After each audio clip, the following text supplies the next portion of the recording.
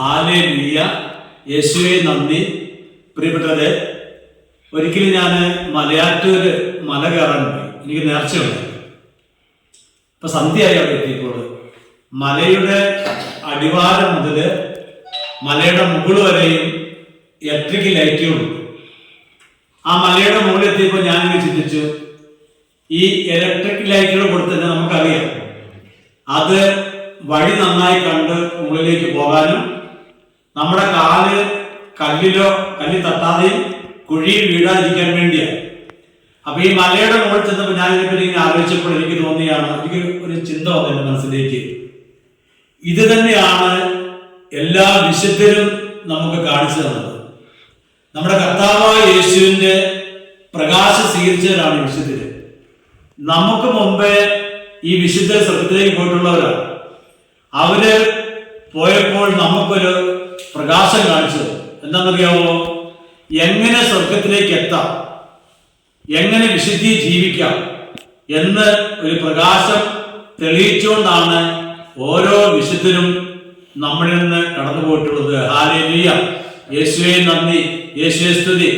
നമ്മുടെ കർത്താവായ ഈശോ പറഞ്ഞില്ലേ, യോഹന്നാന്റെ സുവിശേഷം 8-ാം അധ്യായം 12-ാമത്തെ വചനം, ഞാൻ ലോകത്തിന്റെ പ്രകാശമാണ്, എന്നെ അനുഗമിക്കുന്നവർ അന്ധകാരത്തിൽ നടക്കുന്നില്ല, അവന് ജീവന്റെ പ്രകാശം ഉണ്ടായിരുന്നു.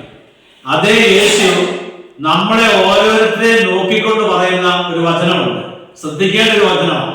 അവിടുന്ന് പറയുവാണ്, വിശുദ്ധ മത്തായിയുടെ സുവിശേഷം 5-ാം അധ്യായം 14 വചനങ്ങളാണ്. ഈശോ പറയുവാണ്, നിങ്ങൾ ലോകത്തിന്റെ പ്രകാശമാണ്. മലമുകളിൽ പണിതുയർത്തിയ പട്ടണത്തെ മറച്ചുവെക്കാൻ സാധ്യമല്ല. വിളക്ക് കൊളുത്തി ആരും പലരുടെ കീഴിൽ വെക്കാറില്ല, പീഠത്തിന്മേലാണ് വെക്കുക. അപ്പോൾ ഭവനത്തിലുള്ള എല്ലാവർക്കും അത് പ്രകാശം നൽകുന്നു. അപ്രകാരം നിങ്ങളുടെ സത്പ്രവൃത്തികൾ കണ്ട് മറ്റുള്ളവർ സ്വർഗീയ പിതാവിനെ മഹത്വപ്പെടുത്തേണ്ടതിന് നിങ്ങളുടെ വെളിച്ചം അവരുടെ മുമ്പിൽ പ്രകാശിക്കട്ടെ. പ്രിയപ്പെട്ടവരെ, യേശു ആവുന്ന ആ പ്രകാശത്തെ സ്വീകരിച്ച് മറ്റുള്ളവർക്ക് നന്മ ചെയ്യുവാൻ വിളിക്കപ്പെട്ടവരാണ് ഓരോ ക്രിസ്ത്യാനിയും. Hallelujah, hallelujah.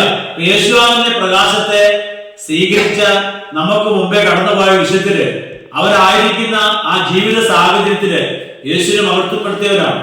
അവരുടെ ജീവിതത്തിലുണ്ടായ സഹനങ്ങളും വിവിധ തരത്തിലുള്ള രോഗപീഠകളും കഷ്ടപ്പാടുകളും ദുരിതങ്ങളും എല്ലാം യേശുവിനെ കാഴ്ചവെച്ചുകൊണ്ട് അവരാൽ കഴിയുന്ന രീതിയിൽ മറ്റുള്ളവർക്ക് അവർ നന്മ ചെയ്ത് കടന്നുപോയി. സ്വർഗത്തിലേക്ക് എങ്ങനെ എത്താം എന്നൊരു പ്രകാശം, നന്മയുടെ ഒരു പ്രകാശം കാണിച്ചുകൊണ്ടാണ് എല്ലാ വിശുദ്ധരും ഈ ലോകത്ത് കടന്നുപോയിട്ടുള്ളത്. ഹല്ലേലൂയ. യേശുവേ നന്ദി, യേശുവേ സ്തുതി. പ്രിയപ്പെട്ടവരെ, എങ്ങനെയാണ് പ്രകാശം കൊടുക്കുന്നത്? നമുക്ക് കഴിയുന്ന, മറ്റുള്ളവർക്ക് ചെയ്യാൻ കഴിയുന്ന, നമ്മളെ കൊണ്ട് കഴിയുന്ന നമ്മുടെ കൊച്ചു കൊച്ചു നന്മകളാണ് ഈ പ്രകാശം കൊടുക്കുക എന്ന് പറയുന്നത്. Hallelujah, hallelujah.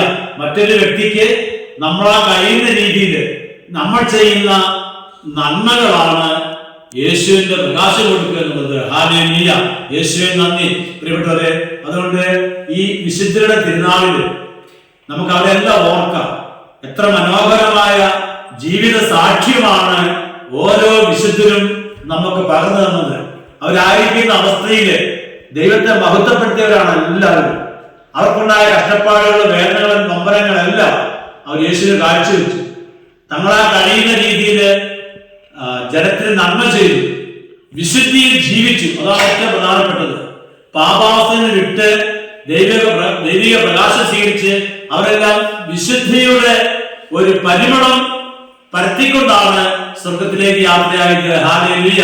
യേശുവേ നന്ദി, യേശുവേ സ്തുതി. പ്രിയപ്പെട്ടവരെ, നമുക്കും ഇവരെ പോലെ നന്മയുടെ പ്രകാശം പറ്റുന്നതായി മാറാം. അങ്ങനെ യേശുവിനെ മറ്റുള്ളവരുടെ മുമ്പിൽ മഹത്വപ്പെടുത്തുന്നവരാണ്. നമ്മുടെയൊക്കെ ഈ കൊച്ചു ജീവിതത്തില് നമ്മളെ കൊണ്ട് കഴിയുന്ന കൊച്ചു കൊച്ചു നന്മകൾ മറ്റുള്ളവർക്ക് നൽകുമ്പോൾ, മറ്റുള്ളവർക്ക് ചെയ്തു കൊടുക്കുമ്പോൾ, അതാണല്ലോ യേശു ആഗ്രഹിക്കുന്ന പ്രകാശം കൊടുക്കുക. അങ്ങനെ അതിന് ആഗ്രഹിക്കാം, നമുക്ക് പ്രാർത്ഥിക്കാം. കൊച്ചു കൊച്ചു നന്മകൾ നമുക്ക് ചെയ്യാൻ കഴിയുന്നത് നമ്മുടെ സ്വന്തം ശക്തിയിൽ തന്നെയാണ്. അത് പരിശുദ്ധാത്മാവാണ് നമുക്ക് നൽകുന്നത്.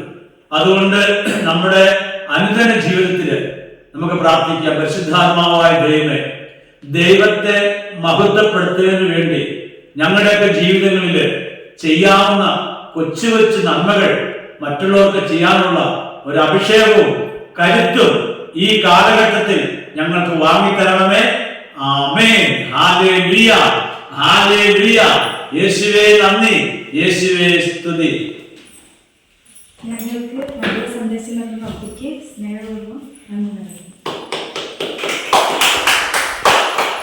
Thank you.